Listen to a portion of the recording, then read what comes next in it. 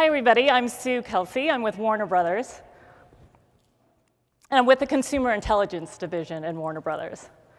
So at Warner Brothers, first and foremost, we're a content company.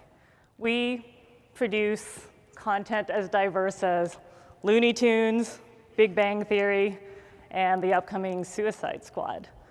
And in consumer intelligence, our main goal is to make sure that we provide our marketing teams with audience intelligence of who they are, what content they're interested in, and where we can find them. Of particular interest to us this year is our big franchises. So DC Comics is one of those.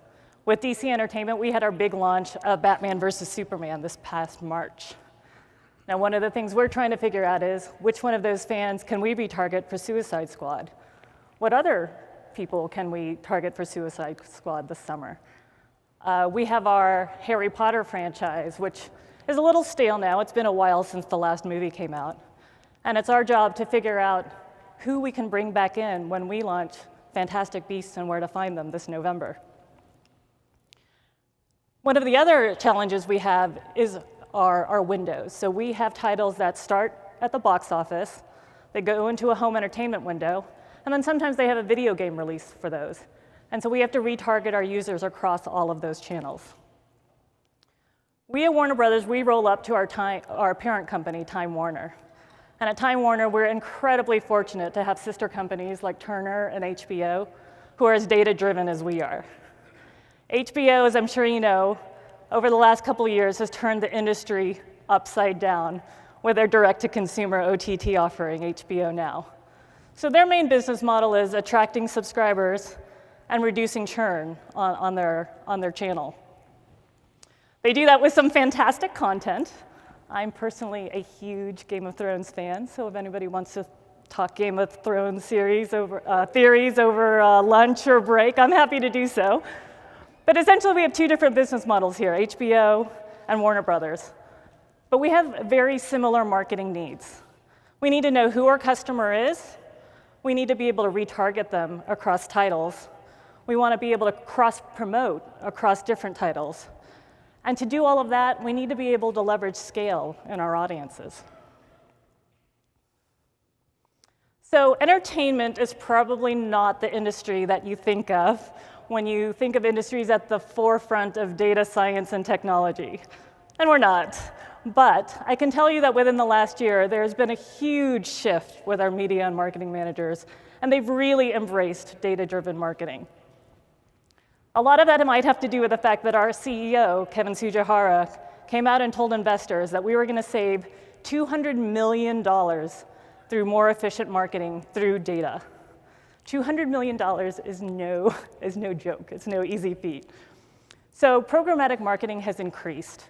2 years ago, we did not have a single title that we supported with programmatic marketing. Now we support every theatrical release, every home video release, and every game release. But now we have a challenge of that we need more data.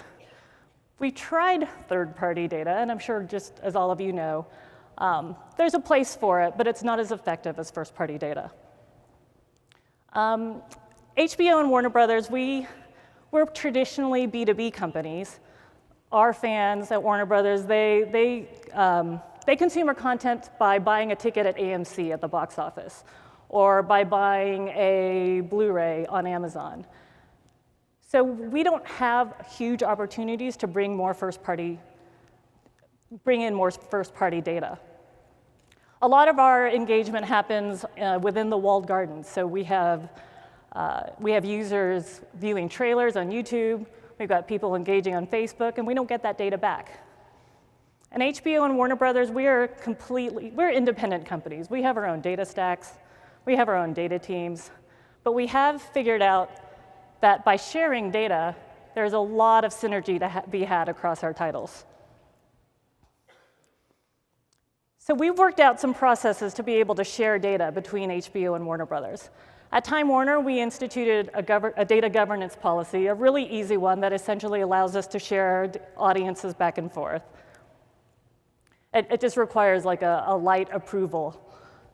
And then now through Krux, we're able to instantly sync our audiences from one console to another. We can instantly send an audience for a specific title, and we can build lookalikes for that and scale and send those audiences also. After we send those audiences, we activate them all separately, and we can track the performance of that audience, and then we can test and learn and optimize and see what's working. The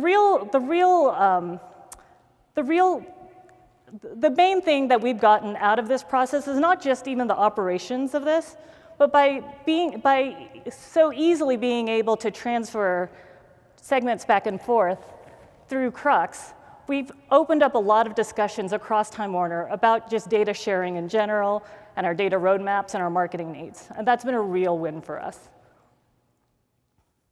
This is an example of one of the segments that we were able to share.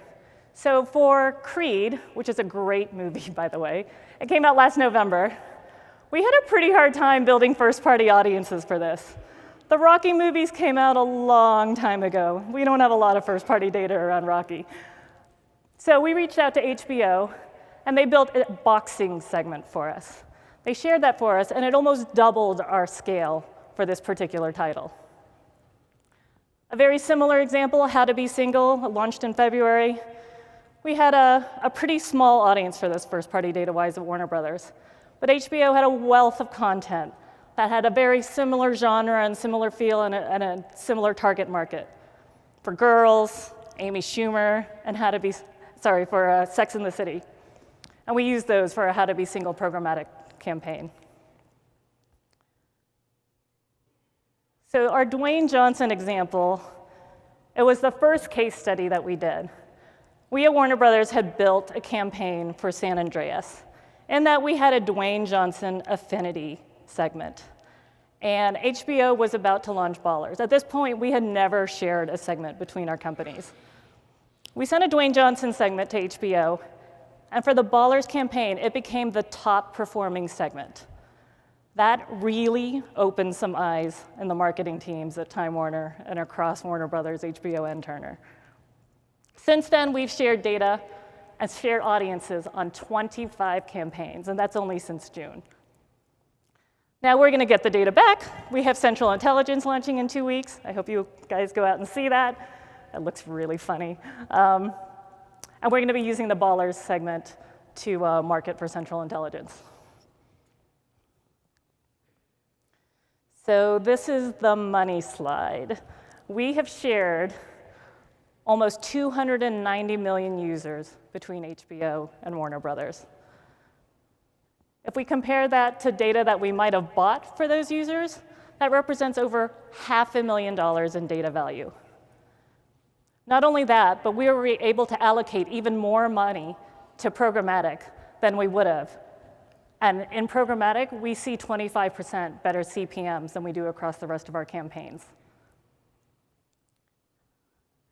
We did some conversion analysis on our first-party segments and our second-party segments into box office. We have access to some box office data at Warner Brothers, and we saw a 1.5 times lift from first-party segments and second-party segments. Depending on the second-party segments, they perform as well as first-party segments when they're very, very close in genre. And if you add all of that up together, between HBO and Warner Brothers, we've gotten twice the return from Krux as the money that we spend. So in a nutshell, between scaled audiences, more effective CPMs, we're getting pretty close to being able to hit that $200 million number. It's still a climb, but it really helps us get much closer to that number.